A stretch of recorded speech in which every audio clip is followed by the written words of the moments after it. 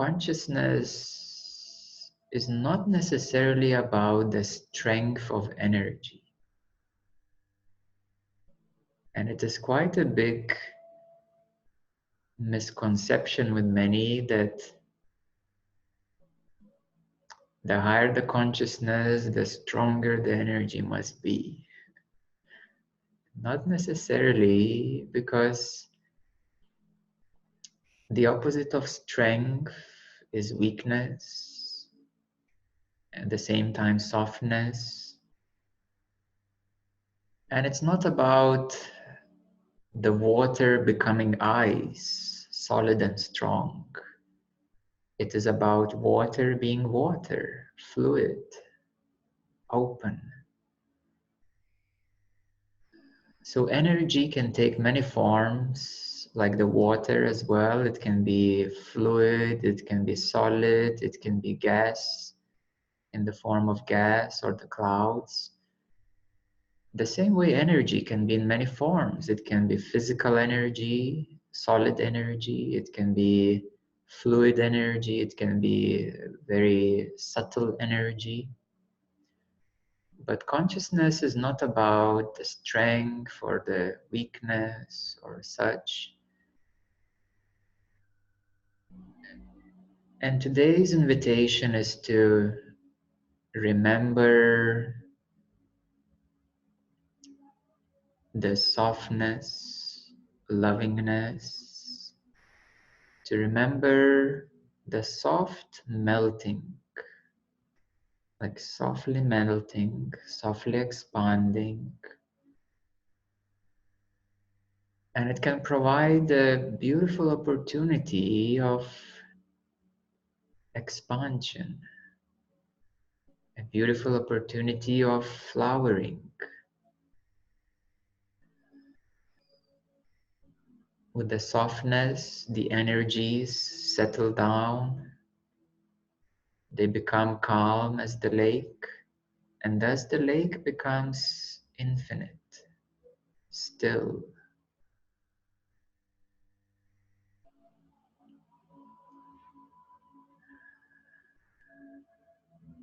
The same way the mind, when it's stirred up, it produces very hard thoughts, very tough energies. And when the mind comes to stillness, it expands into infinity and it becomes boundless, open. And yes, in that moment, you lose solidity. And of course, human beings are so used to solidities, to the forms, to the objects. So not everyone can be comfortable with melting, softening, losing the solidity.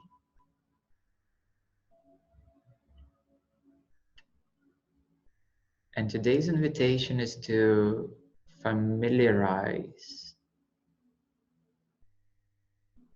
with this melting into everythingness, melting into nothingness, losing the form to be boundless,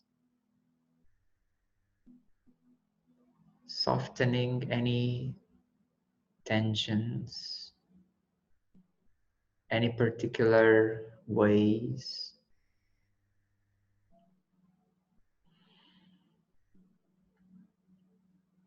to even let go of anything that is held. And when you let go of everything that is held, you have nothing but boundlessly everything.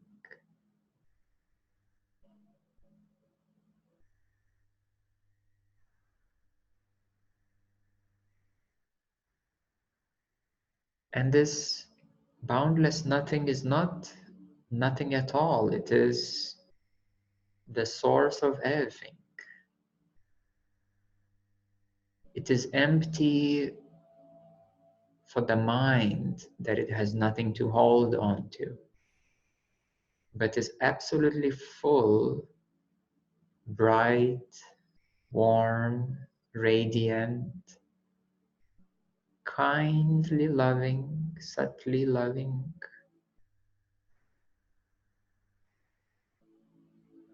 It's like the sunshine which just shines gently. It touches your skin and you feel this beautiful warmth, this loving feeling. So the emptiness of consciousness is not a void, it's not a vacuum. It is empty because there is no form. It doesn't hold anything. And yet it is the source of everything.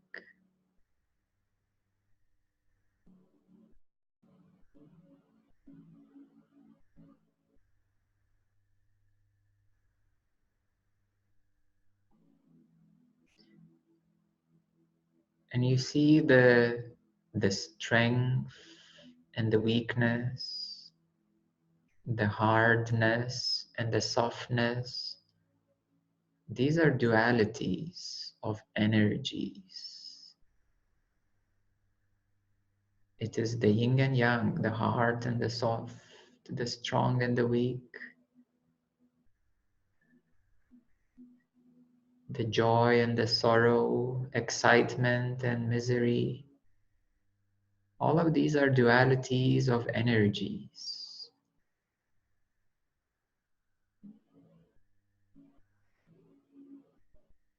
But where are they happening? Where are the energies happening? They're happening in this open space. The energies are happening in the space of your awareness. It is because you're conscious in the first place that you can experience dualities, that you can experience these energies in different forms and shapes, in different proportions and different measurements. But once you come out of the qualities of the energies, you need to ask a question: what enables you to experience the qualities of feelings, emotions, and energies?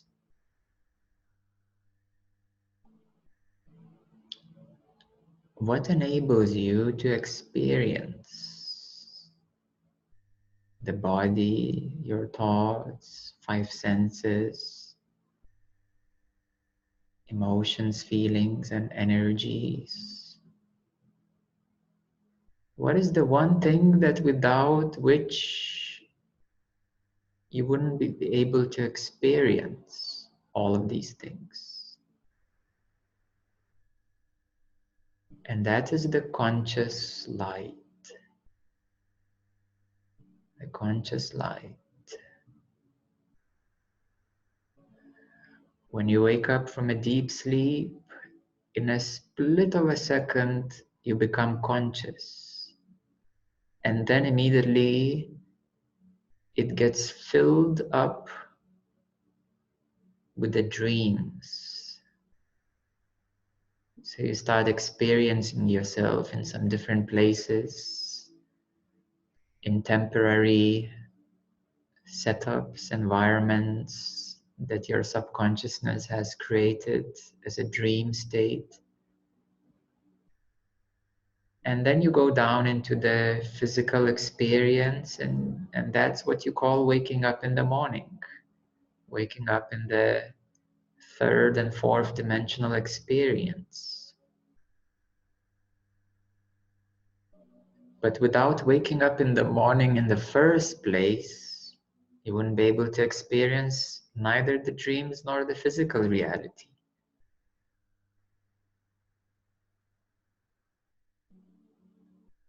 So it is the waking up, the light of consciousness shining through immediately that enables all of this to be experienced.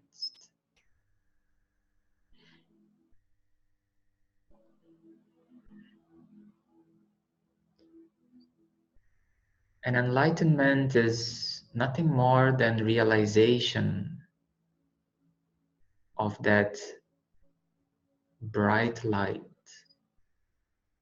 waking up in the morning. Every morning it wakes up.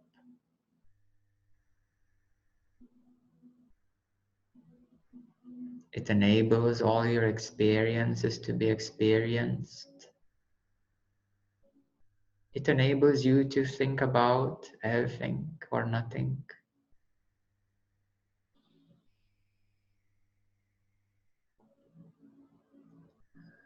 It is fundamental to every single experience in your life from the moment you were born up until now.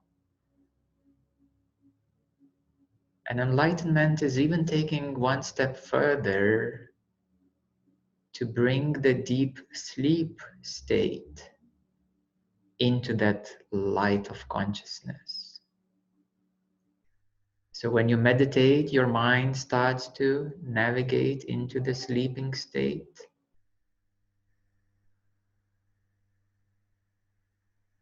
And the purpose is to bring even the unconsciousness into that brightness of the light of consciousness.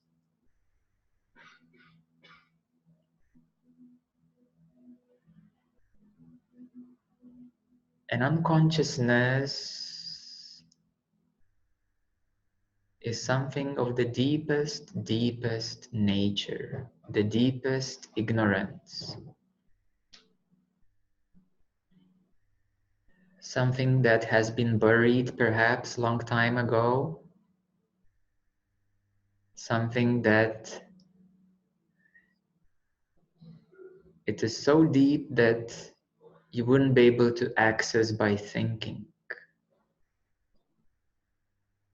in any normal experience. It is in the in the unconsciousness. There are instilled programs that you have received in the first 3 months, 1 year of your birth, 6 months of your birth. Even the programs and the DNA patterns that you have received by being born. These are also instilled in the unconsciousness.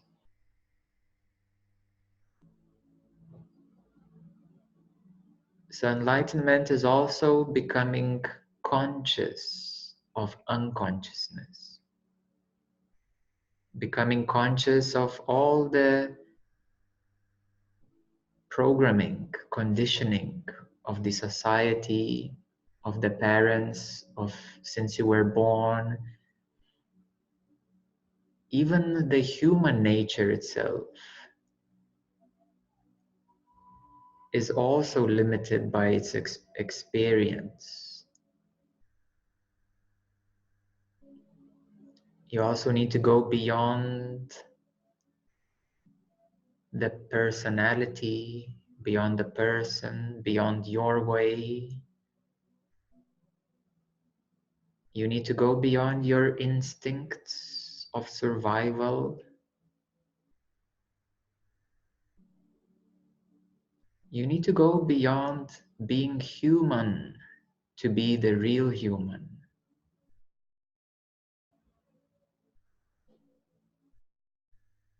You will not become a superhuman and start flying in the sky. You will become the real human, the human being.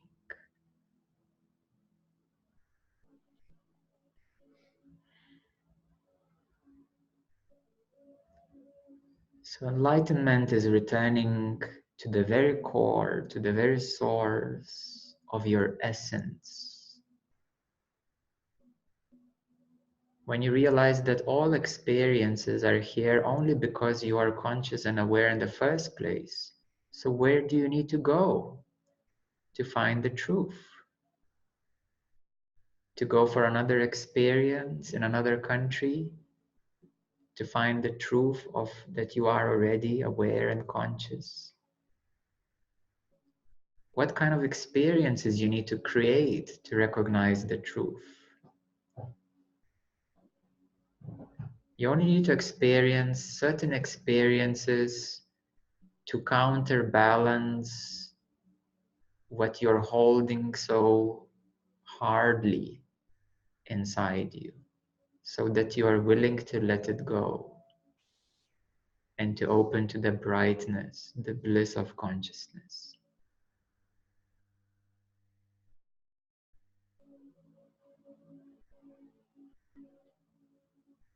So then you recognize that consciousness has always been here. It is always here. It has been always here. It will be always here. It cannot be anywhere else, because what is changing is only experience. Energy is changing.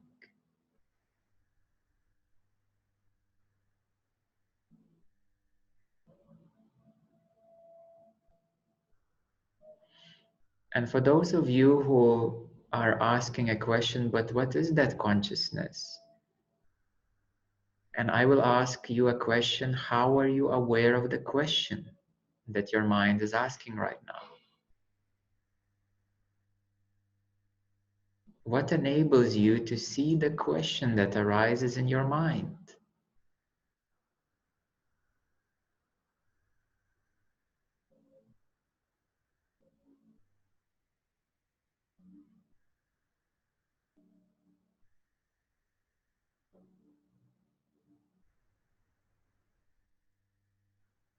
So now you see how close consciousness is. When you start looking for it, you already are creating a distance between consciousness and your looking. When you start looking into your thoughts, suddenly you're like, oh, what's this? And you're already creating a distance somewhere.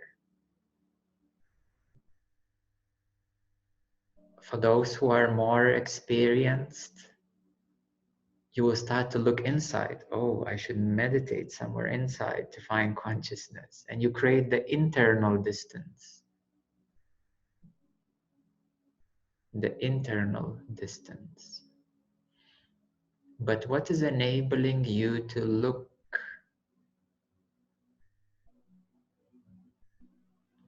to draw your focus externally or internally?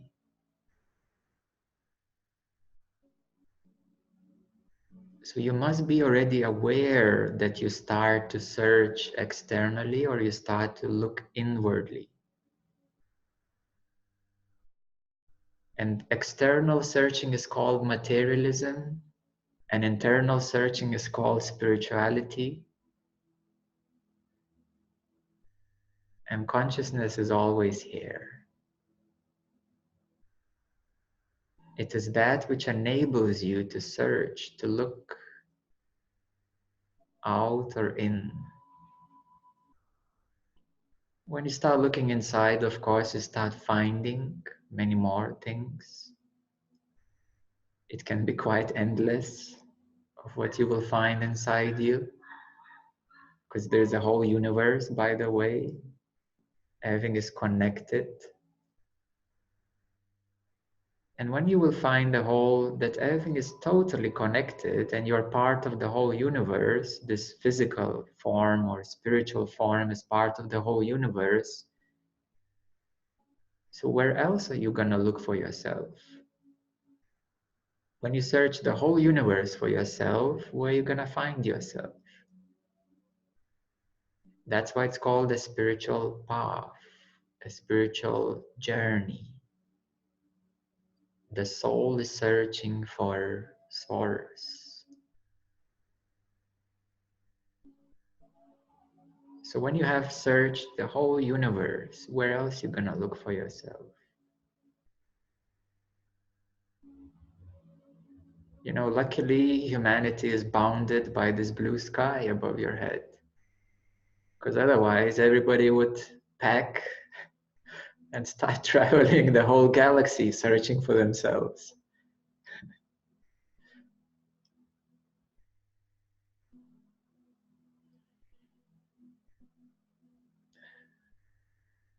And how about not going anywhere? Just sitting down and recognizing that where can you find yourself if not here and now? Where else can you be if not here and now? Aren't you already here and now? Of course you are already here and now. But something is missing, and that is the journey to find the ultimate fulfillment, to find what created that distance, what created that separation. It's the ultimate journey. And where does this journey end? Right here, right now.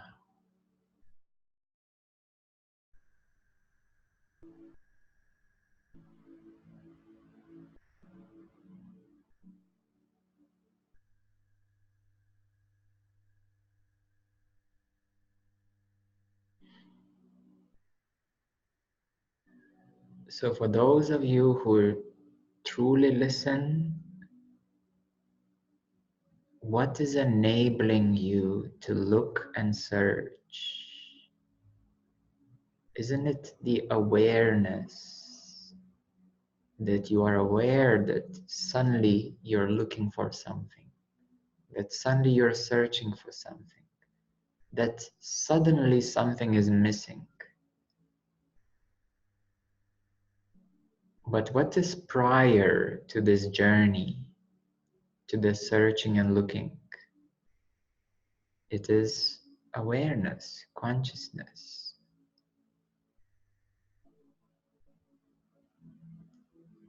So from the position of consciousness, it is quite a journey happening. From the position of absolute consciousness, you recognize that a feeling arises, something is missing, there's a distance, disconnection, and that's called the awakening, to recognize that something is actually missing. And then your attention and focus immediately starts traveling everywhere, externally, internally, searching, finding, doing all those practices to do this and that. And they bring some balance, yes, balance is needed, healing is needed, energy healing is needed, emotional healing is needed. All of these things are needed because you spend decades being separated, seemingly so.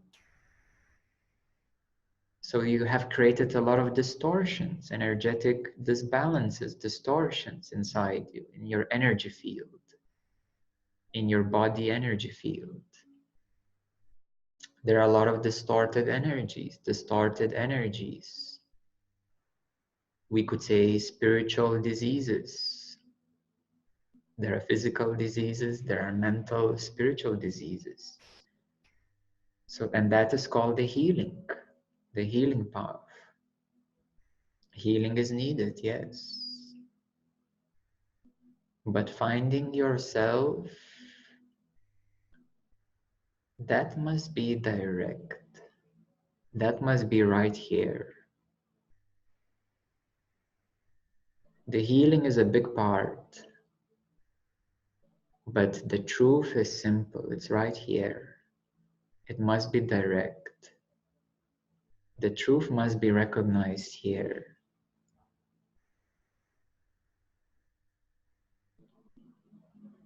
And the truth must be also investigated. And the false, that which is not real, not true, must be negated. So you inquire inside you. You recognize that these thoughts are not actually really real, that it's not who you actually are, that it is just an attachment, identity, what is called, a contracted identity, attachment to certain particular thought patterns. So then you start coming closer and closer to actual awareness, to this brightness in which you see all these patterns and thoughts and energies to be healed. So there is a certain harmonization process to come to integrate into the natural self.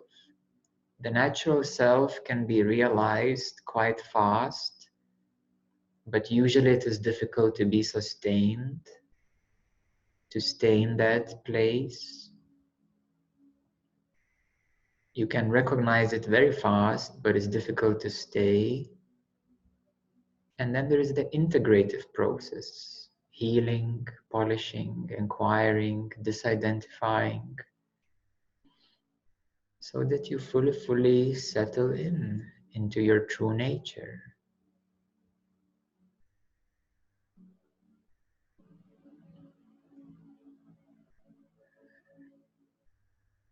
And whenever things get tough, difficult, remember love.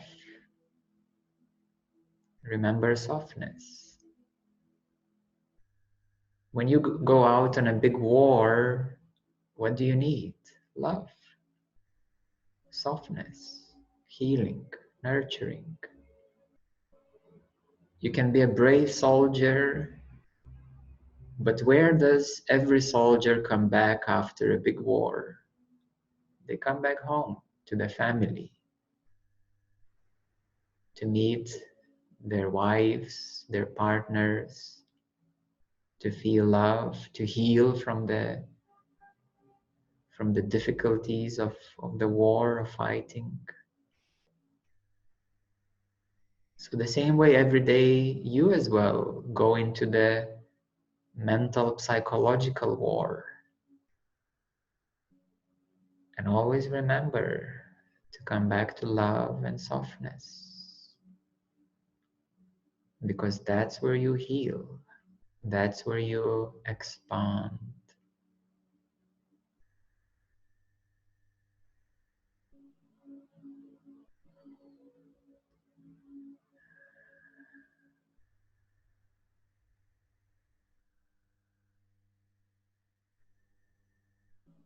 So in this process of healing and polishment, love serves a very big purpose: to harmonize, to heal and release, and to assist you to flower back into full consciousness. And love is always available. Maybe you are too hard, but love is always available. Maybe you are too focused on the mind, too tensed, too stressed, but love is always available. So soften up, become softer, slow down, become softer, expand, because love is always available.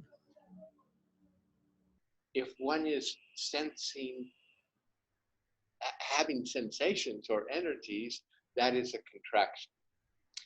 And it's impossible not to know that I'm in this heart space, especially in meditation, but even walking down the street. So it is the complete experience really no experience? Experience is happening right now. There is this bodily location Yeah. that is clearly, like the whole life is now from the heart. And I don't mean emotionally, I don't Like mean I'm from, all loving. and you mean from the heart on the right? Yeah, Yes. Yes. okay. So, so then I guess if I have a question, it's how to proceed from here. Mm. Mm.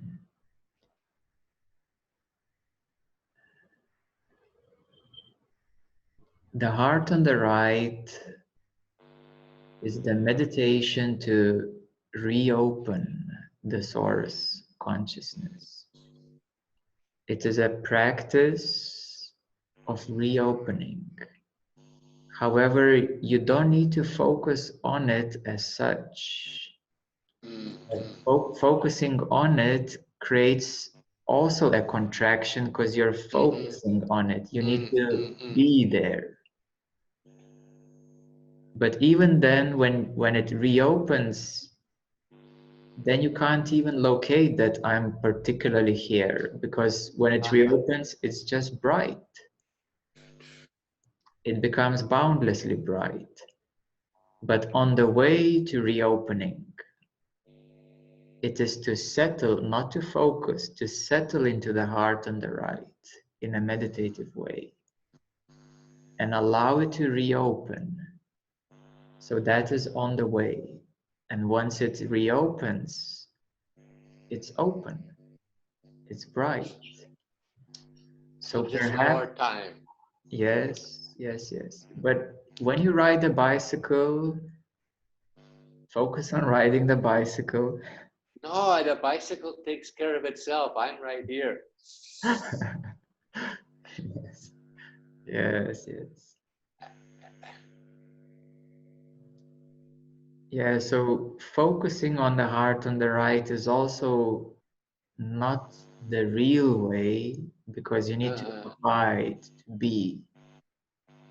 So to allow yourself to settle in, to relax into the heart on the right, to drop into the heart on the right, to It, soften into the heart on the right.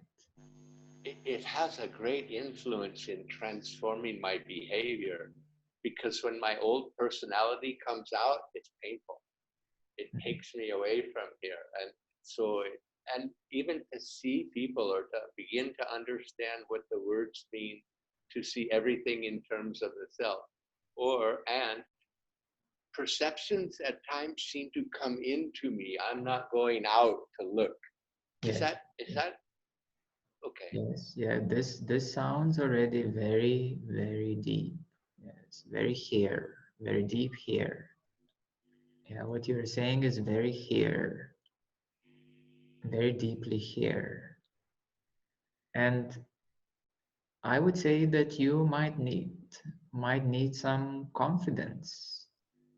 Ha ha ha ha. Yes, you might need some confidence. It's new territory, you know. It's quite lovely, It but is. I honestly think my awareness has dropped into here, and now life is to be lived in this. Yes, One of your videos from last month was to do the mental imagination of untwisting the vortex, yes, yes, yes, yes. and that almost seems too much to do.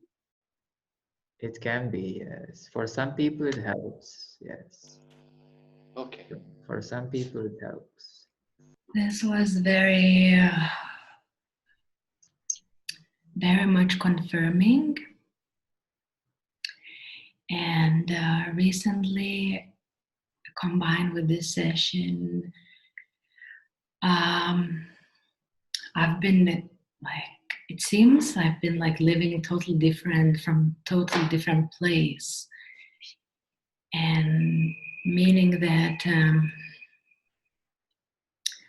yes, there is it seems that there is the action even before the thought comes in or any perception comes in. It's like everything is just happening all the time. And this heart, now when we were meditating, I could see this vortex was like really very wide open. And yes, I question myself and I say, like, am I being enlightened? And yes, it actually been this question for some time because it really feels like I am being enlightened. So in whatever meaning is that or whatever way I can explain, but this is how different is right now. Yes. It is definitely a process and experience, a process of enlightening. So when you have these experiences, it is enlightening because the light is opening. And to conclude that, am I enlightened? There's no conclusion. It cannot be a conclusion. It can only be brightness of now. So yes, you are experiencing a process of enlightening, but it's not a conclusion. Well, that's pretty amazing anyway. Whatever is there, yes. Yes. So you are enlightening, yes, it's reopening. It is happening, reopening. And there's no conclusion. It's happening. But enlightenment is brightness now. So it's reopening now. And when a question arises, just keep it open. Keep it open. No conclusion. Keep it open. My experience at the heart and the right is there's like a feeling of warmth and sometimes like coming home, but at the same time it's so unfamiliar. It's like for moments I can really sort of sink in, and it feels like, well, that's sort of like home. That's sort of the place to be, and but then I almost get afraid of it. It's like it's really unfamiliar, and Yes. I notice that I'll want to come back to what feels really familiar to me. So I'll drop in and pop out, and yeah, I think I have to work on how to stay and feel comfortable. Yes. And the word familiarity is very important. When it feels unfamiliar, it means there is a slight anxiety, anxiousness, and unknownness. But that's what it is. It's just unfamiliarity, unknownness. Because in reality, you are coming back to your true home, and then suddenly some anxiousness arises, but I don't know my true home. You know, I'm not familiar with that. But then when you come back, when it starts opening, it feels like a real home. And then the mind and this anxiousness comes up and it says, but I don't know it. It's I'm not familiar with it yet. So yes, just giving a bit more time to practice, to familiarize. And even when that anxiousness comes up, it's okay. It is only the anxiousness, unfamiliarity. It's like, you know, when you go to the pool, you know, for a swim, it's like, oh my gosh, how I'm gonna swim now? Like, should I do like this with my hands or that with my hands? How I'm gonna do this? Well, you just drop in and swim, you know. Yeah, so it's the same way, the unfamiliarity, you know, but once you're in it, it feels so good, you know how to be, you're home. Yeah, so yeah, it takes a bit of practice and to overcome these anxiousness, like a little fear, anxiousness. But that's a good sign. That is a good sign. It is a good problem, we can say. Okay. Now finally I feel this light body very clearly. And it was light everywhere. And then what I felt is like these really knotted things above my head, and I started to unwind them. I thought, wow, they're so beautiful. And then the the first thought was, oh, I need to unwind that. So I did. It's amazing. I did it. Okay.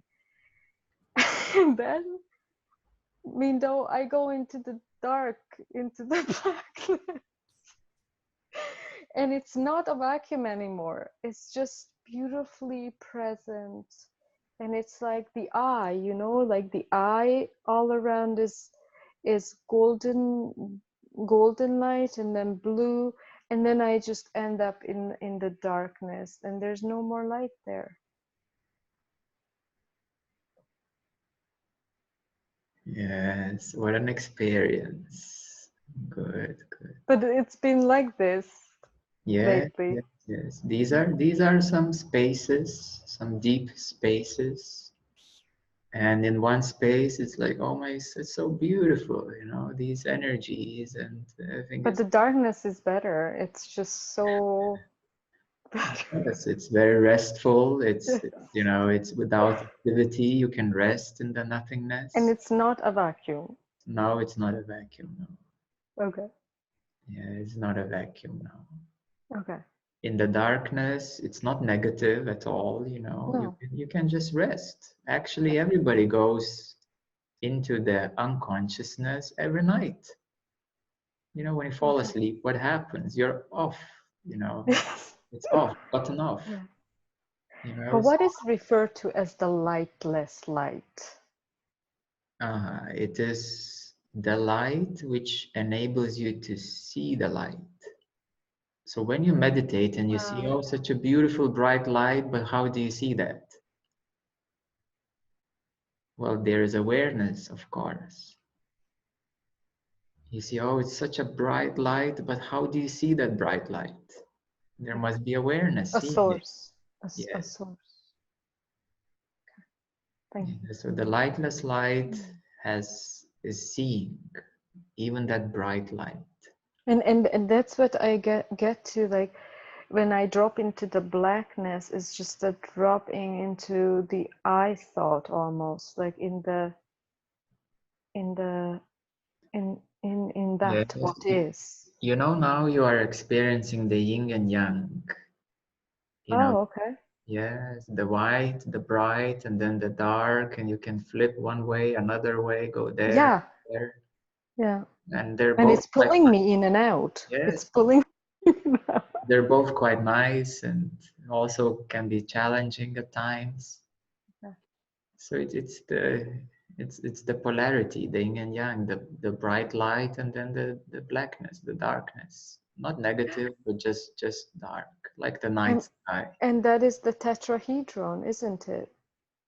As it's spinning and then creating the creation of Merkaba, that's what it does. It creates one in the black, one in the white. Yes. And then it spins. This is how 4D, 3D is created, yes. Yeah. Through the sacred geometries. Yeah. One thing I notice with this